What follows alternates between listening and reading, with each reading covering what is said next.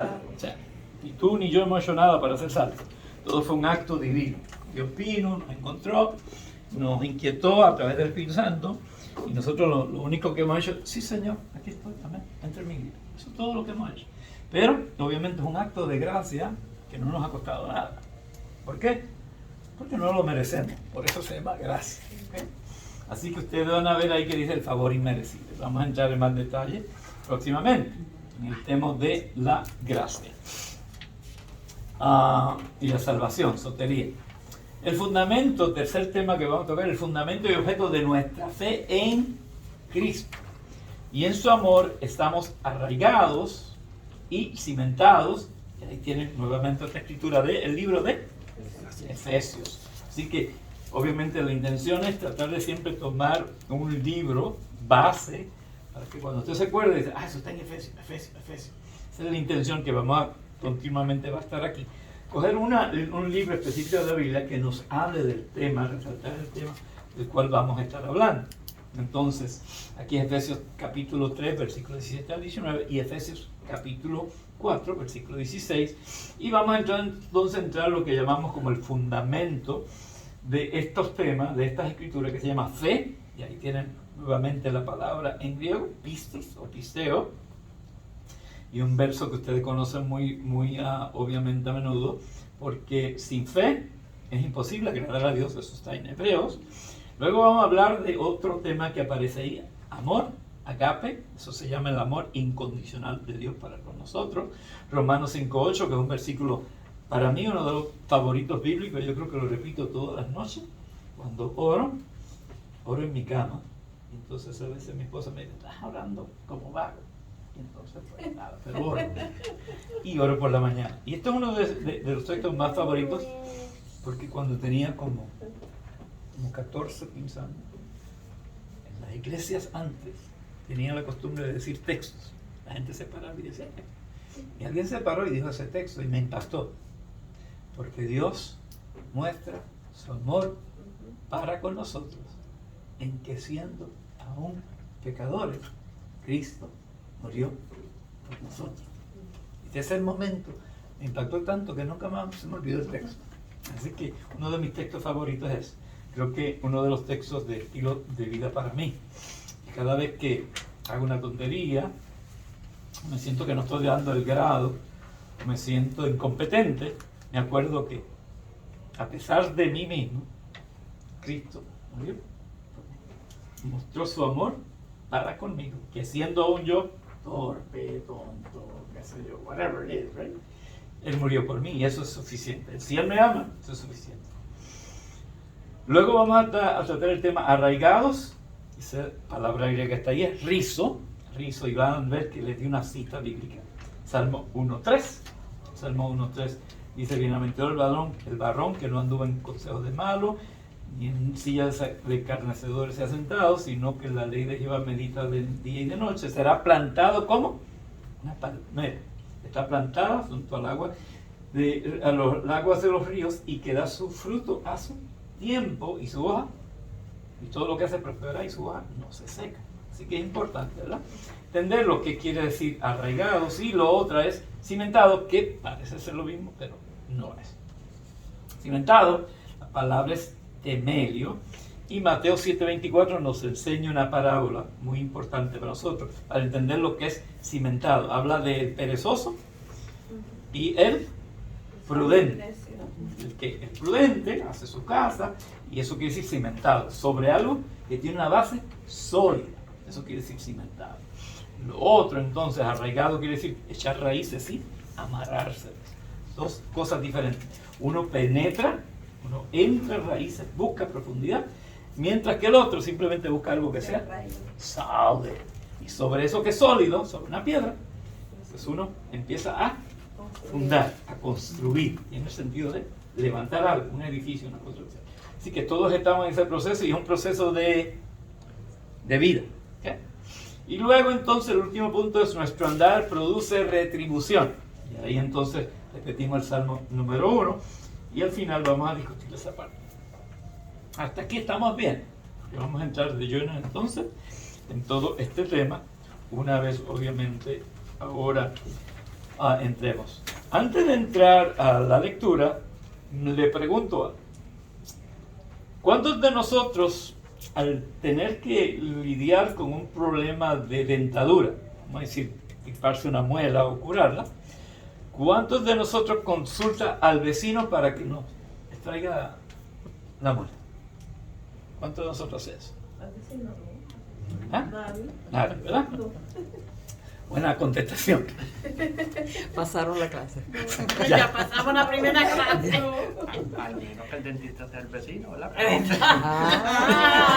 Si el vecino es dentista. Y el vecino es dentista. Exactamente. Muy bueno. Exactamente. Ok, ¿cuántos acuden a un brujo a que le sane sus dolencias o le saque No. aquello que lo perturba? Nadie. Tampoco. Hay gente que todavía en la iglesia, que usted no lo crea, consulta. Bueno, pero la idea es que No sea. no lo hacemos, ¿verdad? Ok. ¿Cuántos cuando se le daña un auto, si usted no sabe nada de mecánica, usted se pone a arreglar? Ah, Y sobre todo las mujeres. Las mujeres ni se acercan. ¿Verdad? Bueno. porque te pones Pero no lo hacemos porque, simplemente no lo hacemos porque no estamos cualificados, capacitados. Entonces me pregunto yo, ¿por qué somos tan perezosos para estudiar la Biblia? ¿Por qué somos a veces tan perezosos y encontramos tan dificultoso sacar tiempo para tomar cursos bíblicos e ir aprendiendo y desarrollando? Porque al final de cabo, la razón que el mecánico pueda arreglar un carro es porque tiene un certificado, se graduó, aprendió todo lo que tenía que aprender, ¿verdad? Y tiene ese conocimiento ahora en la cabeza, ¿verdad? Y más hoy, donde hay 100.000 maneras y formas de poder aprender. Una de las herramientas más importantes que yo tengo, no la veo aquí. Está aquí. Te está grabando. Una de las herramientas más importantes para mí en el diario vivir es la computadora. Y eso que yo tengo, sin mentirle, como por lo menos 50 o 60 websites que yo sigo en mi teléfono. Yo sigo diariamente por lo menos 5 o 6 personas que alimentan mi vida espiritual. Obviamente yo sé que no todo el mundo tiene esa dicha, yo estoy retirado. Pero es algo que llevo haciendo ya por mucho tiempo. Entonces tengo, ¿por qué? Porque llevo toda mi vida en el Evangelio. Tengo 60 por ahí para arriba. Llevo toda mi vida en el Evangelio y a veces me creo que soy un tonto, torpe, me encuentro incompetente. Entonces yo necesito que alguien me alimente a través de la palabra. Mi espíritu, a pesar de que es salvo, mi espíritu es salvo, es redimido, pero mi carne, mi corazón, mi mente luchan continuamente. Y las luchas vienen precisamente porque mi carne, mi mente y mi corazón están luchando continuamente con mi espíritu que está redimido. ¿Ok? Y entonces, pues a veces pues, necesito que alguien me continúe desarrollando, aprendiendo, porque creo que toda la vida yo quiero aprender. Quiero aprender porque quiero conocer más a Dios. Yo quiero ser más efectivo enseñándolo a todo aquel que se pare en el camino. Y la vida del cristiano es como cuando tú siembras una matica. Es por seasons. Temporada. Todos llevamos temporadas. Hay temporadas altas, hay temporadas bajas. Hay temporadas de mucha lluvia, temporadas de sequía. Y nosotros en ese sentido nos parecemos, nuestra vida cristiana parece eso. Hay momentos que usted cree que ya vio la gloria de Dios y Dios está tan cerca, y otros momentos que parece que está en un desierto y no hay agua y nada crece y nada se mueve y usted dice, ¿qué pasó? Y Dios está tan lejos, ¿no? Eso es cuando más cerca, obviamente, Dios está a nosotros. Pero en la vida cristiana lo importante es, y más en estos tiempos, que nosotros continuamente estemos buscando conocer más de la palabra, porque la palabra es palabra de Dios, no es meramente la palabra. La palabra, puede ser cualquier palabra, pero es la palabra de Dios, es palabra de Dios. Y la palabra misma, y lo vamos a ver en otra de las clases que vamos a entrar más en el punto de vista. Pero la palabra en sí, hay un texto muy famoso que nosotros usamos mucho, Porque la palabra es, Viva y eficaz y más cortante que toda espada de dos filos. ¿eh? ¿Y por qué ella sabe eso? Porque se lo ha metido en la cabeza y lleva años repitiendo eso. ¿Eh? Y eso es importante. Es importante que nosotros lo tengamos cimentado, arraigado acá dentro de nuestro corazón. Así que vamos a empezar entonces y vamos a ir al primer punto.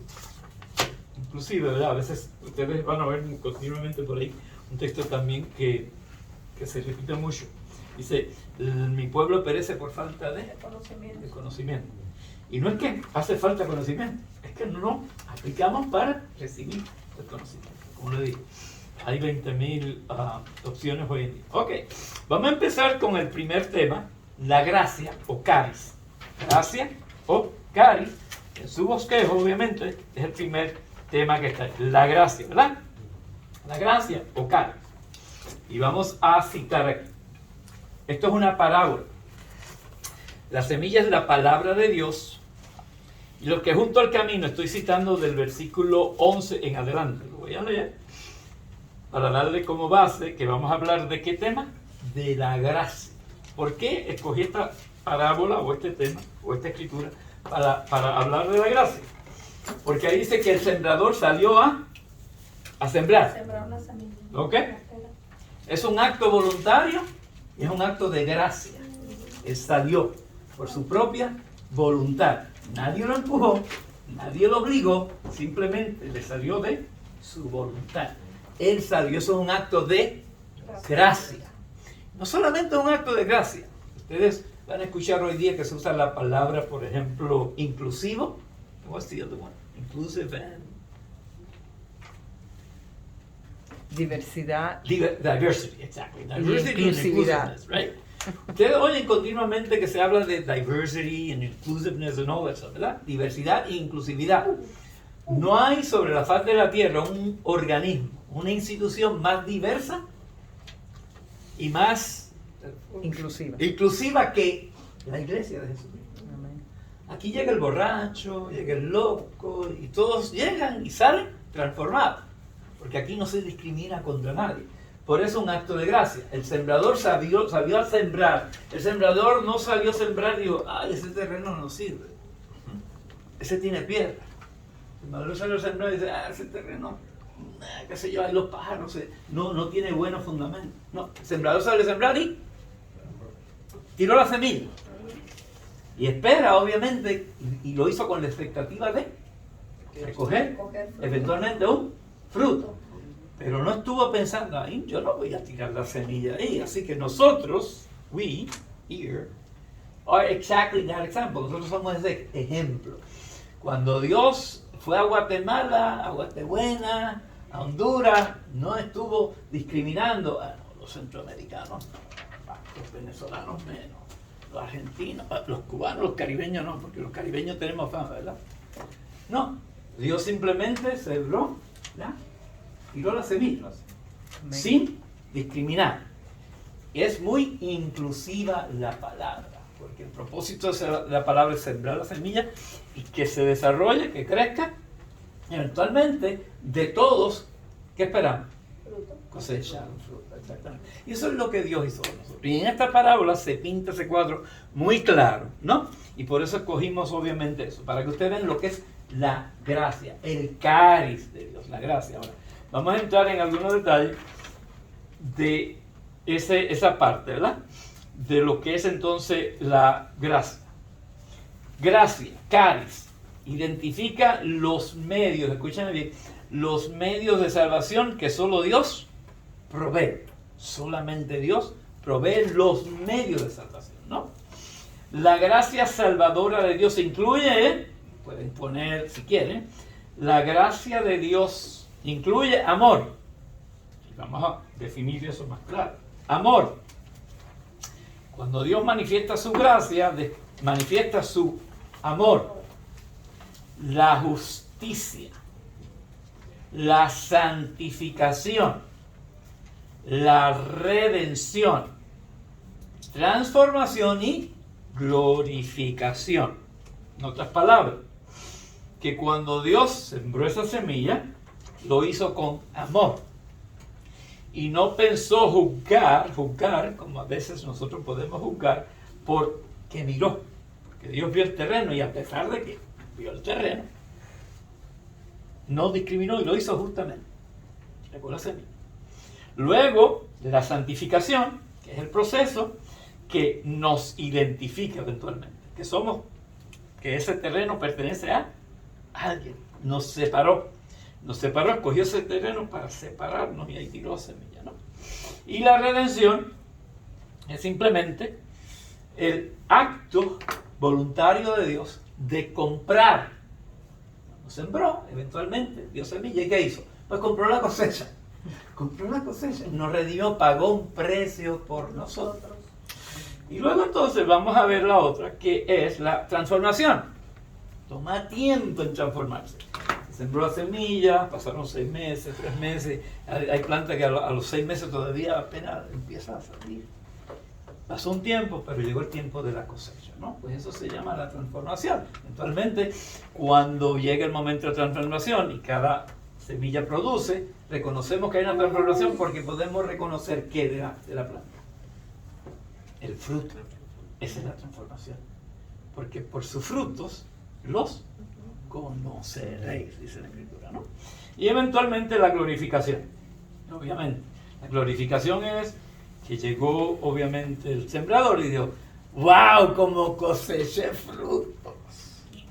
Y habla de la gran cosecha. Por eso es dar gloria, porque hubo una gran cosecha, y hablar de lo magnífico, obviamente, que fue la producción, ¿no? Ok, la gracia, el cariz, es el don bondadoso y generoso de Dios para aquellos que creen en Él.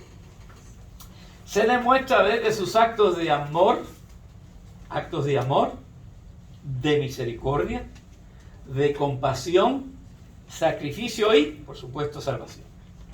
La gracia se encarna en la persona de Jesucristo. La gracia se encarnó. No es meramente una acción, sino que se encarnó, y en esa definición de lo que es encarnarse, pues Juan capítulo 1, versículo 14 al 17, nos habla de esa encarnación y del resultado de eso, ¿no? Que nos habla allí de los que son llamados hijos de Dios. Él le dio el poder, el derecho de ser llamados hijos de Dios. Pues eso lo vemos obviamente desde el capítulo 1, versículo 12 en adelante. La gracia de Dios se manifiesta en Cristo. Y Cristo hace posible que recibamos los beneficios inmerecidos. Pues, gracia es un acto inmerecido. Estos beneficios enriquecen nuestras vidas y nos unen en el cuerpo de Cristo. La gracia, la bendición de Dios sobre todos, la cual no merecemos. Esta nos da y nos ubica en una nueva posición. ¿Y cuál es esa posición?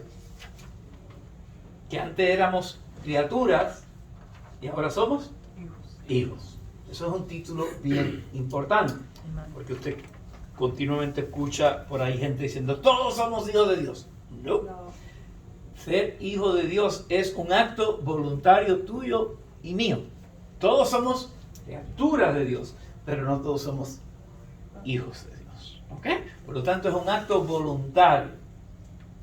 Porque por ahí muchos pretenden decir que todos somos hijos de Dios. Así que eso es importante desde el punto de vista de la formación cristiana. Usted tiene un derecho legal. La Corte Suprema del cielo hay un derecho legal. Y ese derecho legal tiene, ¿cómo se le llama eso? Un certificado. Certificate of ownership. Un certificado, un título de propiedad. Y en ese título de propiedad está en la Corte Suprema de los Estados Unidos, del Reino de los Cielos. Y allí entonces aparece su nombre escrito. La Biblia así lo certifica, ¿no? Así que el hecho de que somos hijos nos ubica en una posición privilegiada. ¿Por qué? ¿Por qué nos ubica en una posición privilegiada? Porque la Escritura más adelante dice que pertenecemos a una familia. Y ese sentido de familia lo pueden ver en Gálatas, capítulo 4, versículos 4 al 6. Ese sentido de miembros de una familia lo encontramos en Gálatas, capítulo 4, versículos 4 al 6. Ahora, esa palabra gracia, también se define, o hay unas palabras que se llaman sinónimos o relacionadas a ella. Una de las palabras que aparecen en el Nuevo Testamento se llama carizomai. Carizomai es el acto de dar por gracia. Y eso se usa mucho cuando nosotros pedimos ofrendas, donaciones. Dar por gracia lo que por gracia hemos recibido, ¿verdad? Así que dar por gracia quiere decir que es un acto voluntario y nosotros damos porque estamos agradecidos de lo que hemos recibido, ¿no? Así que esa también palabra se usa como carisma y ustedes van a ver también mucho de carisma, por ejemplo, dones. Se habla mucho de que yo tengo el don de esto, de aquello, de lo otro, ¿no? Dones dentro del cuerpo de Cristo. Todo el mundo tiene dones. Siempre vamos a desarrollar uno más que el otro, pero todos tenemos un don que Dios nos ha dado. ¿Para qué? Para que sea útil a nuestra vida práctica y cotidiana. Por ejemplo, tiene el don de manejar y tiene la virtud y la paciencia para hacer eso. Si yo manejo a la distancia que ya me quemo, me fundo. Yo no tengo ese don, él lo tiene. Así que cada uno de nosotros tiene un don que es para uso práctico de nuestra vida y que nos va a ayudar, Por ejemplo, hay muchas amas de casa que son muy buenas cocinando. No todo el mundo es buen cocinero, pero cada uno de nosotros tiene un don en particular para práctica de nuestra vida. Y ese don a veces lo puede usted poner al servicio de la iglesia, de Dios, ¿no? Ok. Entonces, cuando hablamos de don, hay otra palabra que es muy clara. El don, ellos creían que era después del devocional y llegaron temprano. Ah, no, adelante.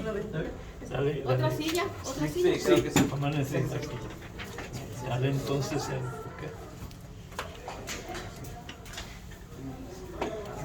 Bienvenidos. Nada, ahorita hablamos con usted. Eso. Una de las cosas entonces importantes, nos pueden seguir en el bosquejo, estaba en la parte que dice gracia, la gracia. Otro de los términos importantes de la gracia lo encontramos en la Biblia, en Romanos capítulo 6, versículo 23, habla de lo que es la gracia. Porque la paga del pecado es muerte, mas la dádiva de Dios es vida eterna en Cristo Jesús, Señor nuestro. Gracia también es una dádiva. ¿Y qué es una dádiva? Romanos capítulo 6, versículo 23. ¿Qué es una dádiva? ¿Alguien sabe lo que es una dádiva? Un regalo. Un regalo. ¿Quién es ese regalo? Cristo es ese regalo. Porque la paga del pecado es muerte, mas la dádiva de Dios. ¿Quién es la dádiva de Dios? Cristo es el regalo. Cristo es la dádiva de Dios. ¿Ok? Entonces, la gracia, entonces vamos a mirarlo pueden anotar esta escritura, Tito, capítulo 2, versículo 11 al 14. Y se lo voy a leer con respecto a la gracia. Y pueden anotar también otra cita si quieren, Romanos capítulo 3, versículos 21-26. ¿Ok? Tito, capítulo 2, versículo 11 al 14, dice: porque la gracia de Dios, ¿quién es la gracia de Dios? Jesucristo encarnado, ¿no? Se ha manifestado para salvación de todos los hombres, todos, ¿ok? Luego entonces vamos a saltar al versículo 14, porque lo tengo acá. Quien se dio a sí mismo por nosotros para redimirnos. ¿Y qué es redimir?